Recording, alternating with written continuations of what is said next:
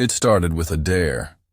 A stupid, ego-fueled dare made over a live stream while James Whittaker downed his third can of Red Bull and read off the chat comments, scrolling faster than his eyes could follow. "Go to the Winchester house after midnight," one user wrote. "Bet you won't last an hour." The comments piled up after that. "You won't do it. Ghost's gonna eat you alive.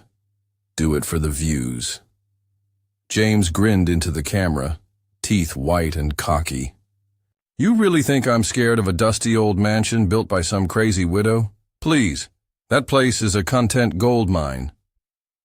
And so, 2 nights later, armed with 2 GoPros, an infrared camera rig strapped to his chest, and a mic clipped to his hoodie, James hopped the side fence of the Winchester Mystery House.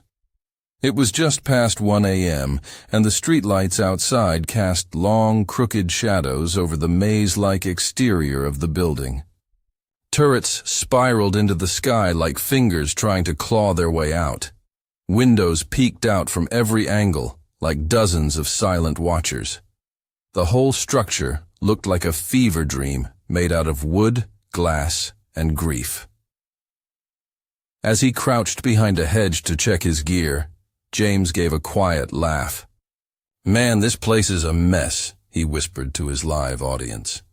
The feed was already climbing. More than 50,000 viewers tuned in. "Let's see what all the fuss is about." He crept through an open basement window, landing with a soft thud on the dusty floor inside. The moment he stood up, the air felt off. Not cold exactly, but still heavy, like the house was holding its breath. He waved it off, chalking it up to the old architecture. He flicked on the infrared and began his exploration, narrating as he went. "Okay, so for those who don't know, Sarah Winchester was the widow of the guy who made the Winchester rifles.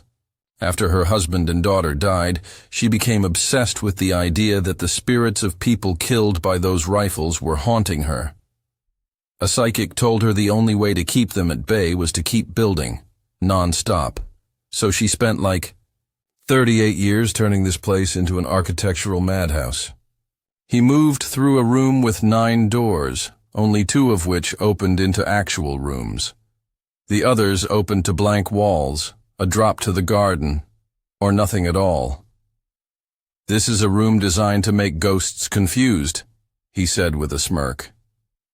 Sarah believed that if you built a house with no logic, the spirits wouldn't know how to find you. Crazy, right? The chat filled with laughing emojis and comments about ghost-proof architecture. James grinned again. He liked the attention. It fueled him. He didn't notice how, as he moved deeper into the house, the sound changed. Subtle shifts in echo, in the creak of the floorboards underfoot, in the faint hum of something just beyond hearing. He entered a long hallway lined with old mirrors. Most were cracked or fogged over with age. He walked past them casually, until something caught his eye. He stopped mid-step, turned slowly, and stared at the mirror closest to him. His reflection was wrong. It stood still when he moved. It blinked when he didn't.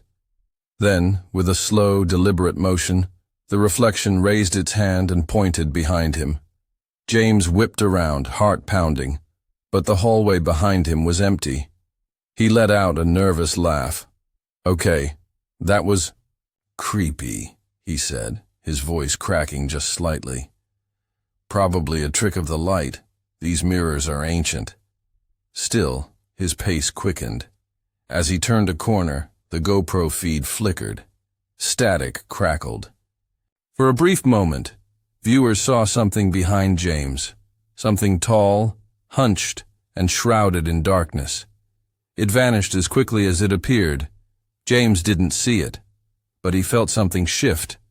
The temperature dropped sharply, his breath now faintly visible in the air. He turned another corner and came face to face with a narrow circular door. He knew what it was instantly: the seance room, the most infamous part of the house. "All right, folks, he said, lowering his voice. This is the seance room. No windows, one entrance. This is where Sarah talked to the spirits. Legend says she'd go in at midnight, hold seances, and ask the ghosts what to build next. He stepped inside, aiming his camera at the ceiling and the strange table in the center. This is where the magic... The door slammed shut behind him with a thunderous crack. He froze. The chat went dark. The connection was lost. James yanked at the doorknob, but it didn't budge. Okay, no big deal, he said, breath speeding up. Door probably just swung shut. Old hinges. Right? He tried to laugh again, but it caught in his throat. The light dimmed. Something was wrong with the air. It felt thicker, almost syrupy, as if it were wrapping around him, pressing in. The infrared screen turned to static. The lights on his GoPro blinked erratically. And then he heard it. A whisper. Faint, but unmistakable. From the center of the room, though no one was there. Keep building, it said. James's eyes darted around. Who's there? He shouted. I'm not messing around. The whisper came again, closer. Don't stop. Build. Or they come. Suddenly the room shifted. The floor beneath him tilted, subtly at first, then more violently. He fell backward, hitting the wall, and realized it was no longer wood. It was warm. Breathing. Pulsing. The entire room seemed to be alive. He screamed. Not for views, not for drama. Really screamed. Outside in the security room, the cameras all went to black at once. The only thing left running was a single static feed in the seance room where James had been standing. In the center of the room now, there was nothing but the GoPro, sitting upright, blinking red. Recording. Always recording. The cameras were discovered 2 days later by the property's early morning caretaker, an older man named Franklin, who had worked at the Winchester Mystery House for nearly 2 decades. He found them in the seance room, placed neatly in the very center of the table, their lenses pointed upward toward the dusty ceiling. One of them had melted from the inside, its plastic casing warped, the circuitry fried as though it had been struck by lightning. The other was intact but unresponsive, and for some reason it refused to connect to any external device. It was encrypted, password protected with software James Whittaker had never used before, according to his production partner. Nobody could explain it. James was gone, with no trace left behind except a few footprints leading to the seance room and the unnervingly pristine placement of his equipment.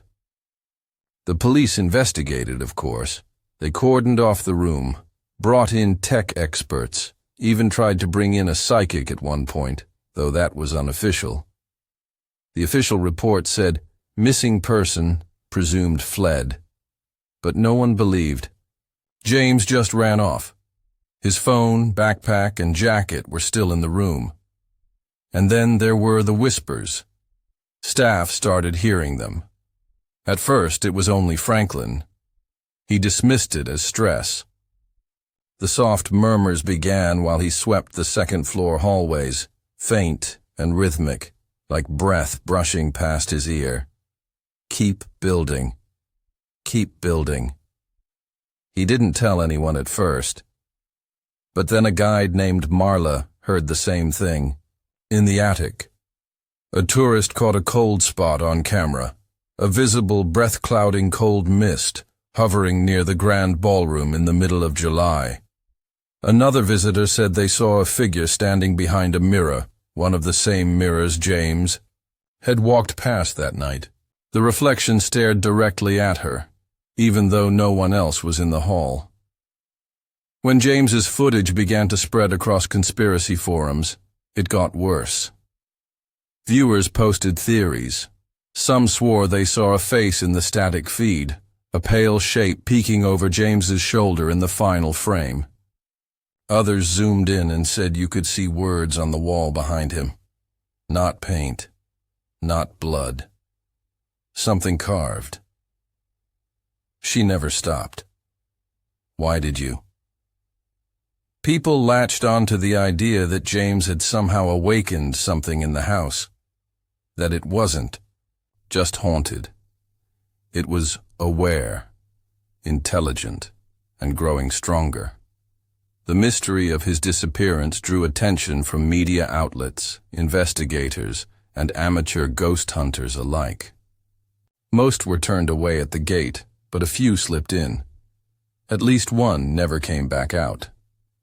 A woman named Tasha Lowe, a true crime podcaster from Portland, entered during a public tour, snuck away from the group, and vanished between the staircases. Her audio equipment was found 2 days later in a locked storage closet, recording nothing but heavy breathing for 6 straight hours. That was when Elena Ward got involved. Elena had never cared much for ghost stories.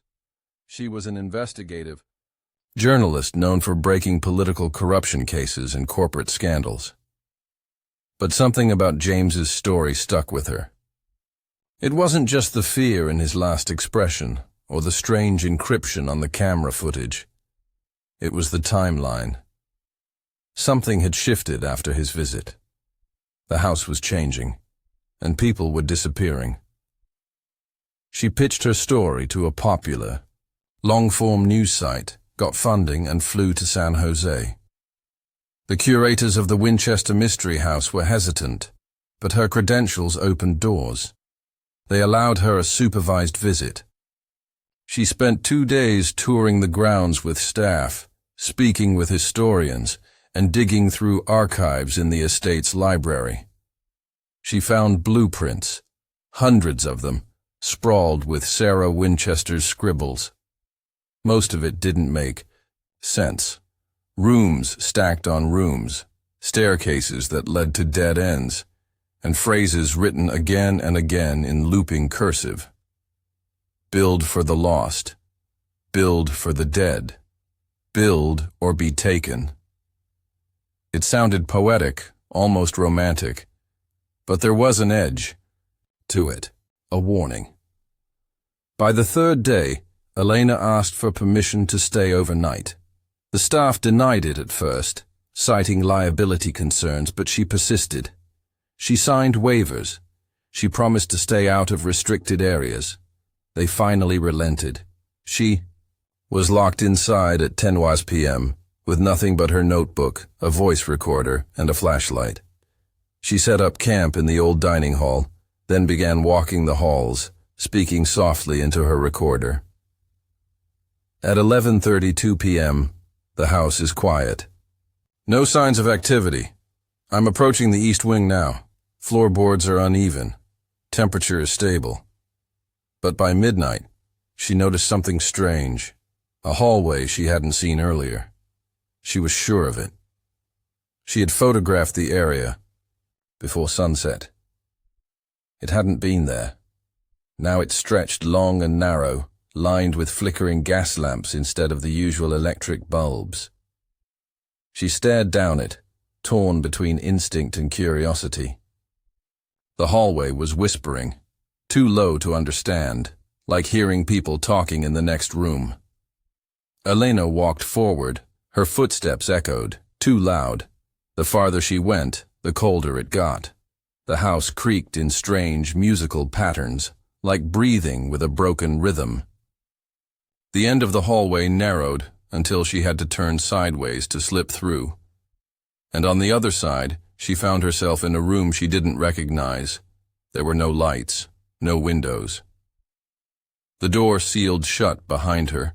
Panic prickled up her spine, but she forced herself to stay calm. She pulled out her recorder and clicked it on. It's now 12:14 a.m. I've entered a room not listed on any of the blueprints I reviewed. Door closed behind me. I don't know if I can get back out. Then she heard it, a soft scraping sound, like a nail dragged slowly down a wall, then another, and then breathing. Close. She turned in a slow circle, flashlight shaking. Nothing, but something was watching. Her voice came out in a whisper. "If someone's here, I'm not here to hurt anyone. I just want to understand." There was silence, and then, from behind her, a voice. "You are the blueprint now." Elena screamed and spun, flashlight catching the barest glimpse of a figure, tall, wrapped in shadows, with something like a face, but not quite. The light flickered and died. Her recorder fell to the ground. The room spun around her. She felt the floor tilt beneath her feet, and then everything went black. When morning came, the house was silent. Staff found her recorder in the grand ballroom, 2 floors below where she'd last been seen. It played back static. And then, faintly, the voice again. "You are the blueprint now." Elena Ward was gone. No trace. Not even footprints this time. And the hallway she had entered? It no longer existed. 3 years passed. The Winchester Mystery House had become quieter on the surface, but something about it had undeniably changed. The building no longer felt like a place frozen in time. It pulsed with a new kind of life, quiet and watchful.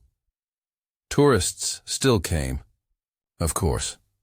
The house was as famous as ever, and the disappearances only added to its mystique. But among the staff, there was a tension. Unspoken rules had developed. No one stayed alone past 6 p.m. No one entered the seance room. And no one, ever, spoke about the East Wing. Officially, the curators said they had reopened parts of the house that had been under restoration. They said the new rooms were old rooms, just previously off-limits to the public. But the blueprints told a different story, because those rooms had never existed before. They defied the documented structure of the house. They bent architectural logic.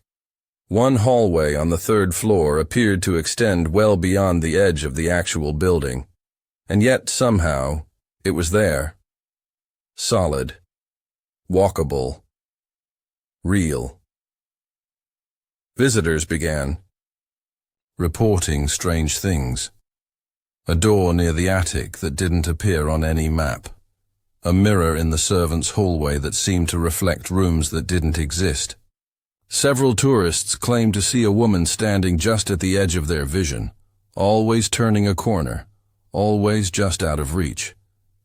Others described hearing hammering sounds, faint and rhythmic, echoing through the house during daytime tours. The guides would brush it off as construction from neighboring properties, but the hammering was always inside.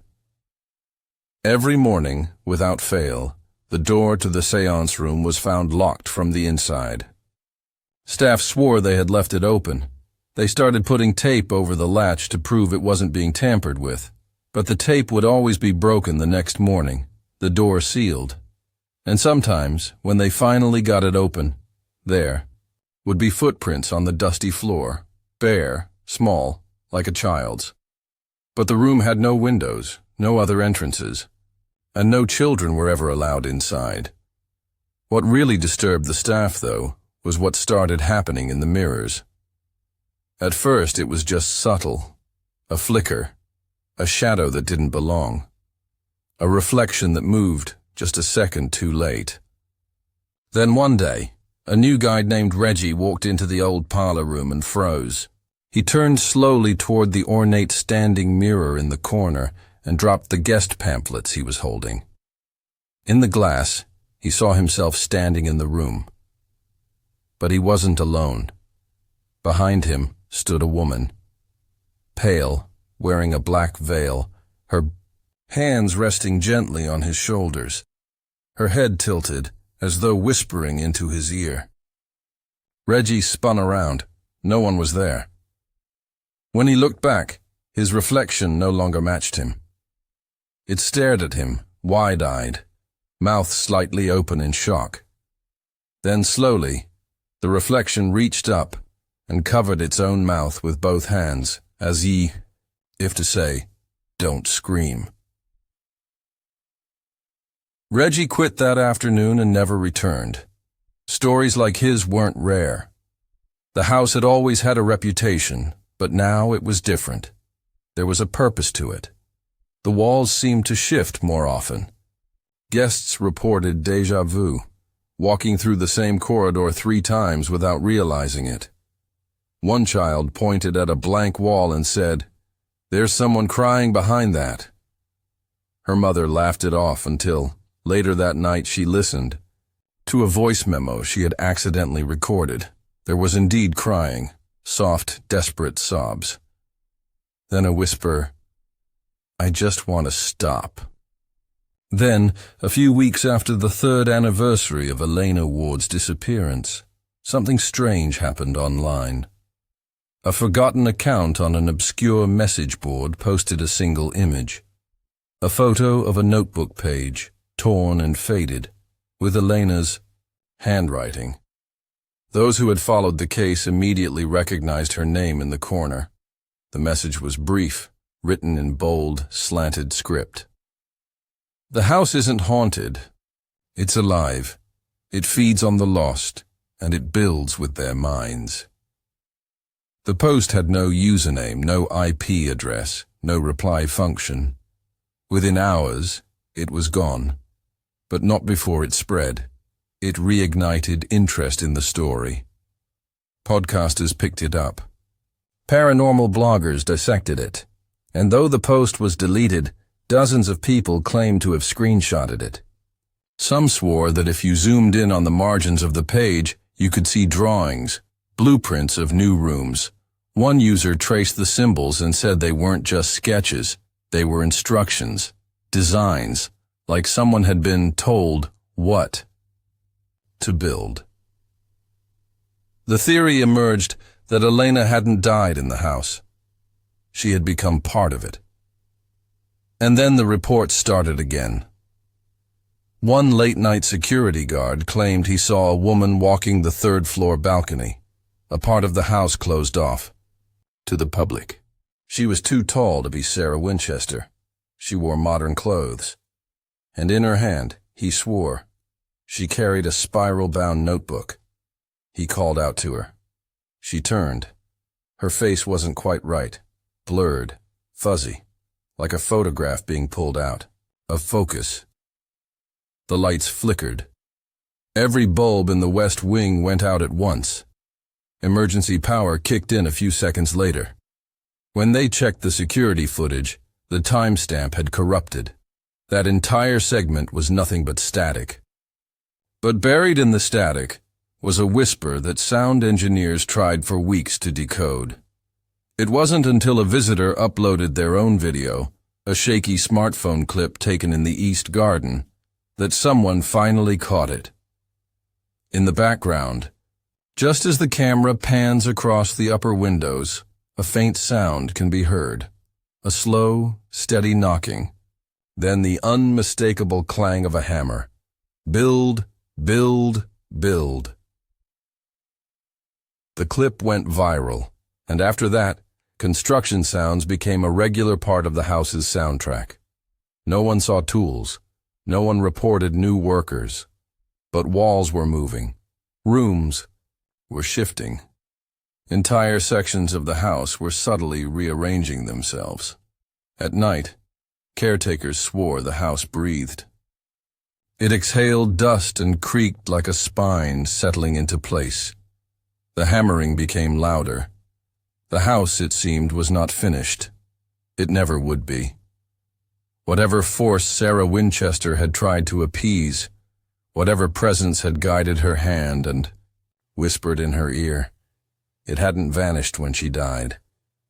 It had waited, and it had grown. It had taken James. It had taken Elena. And now it was building again, using the minds it had consumed, using their memories, their fears, their creativity. Tour. Guides stopped trying to explain the new rooms.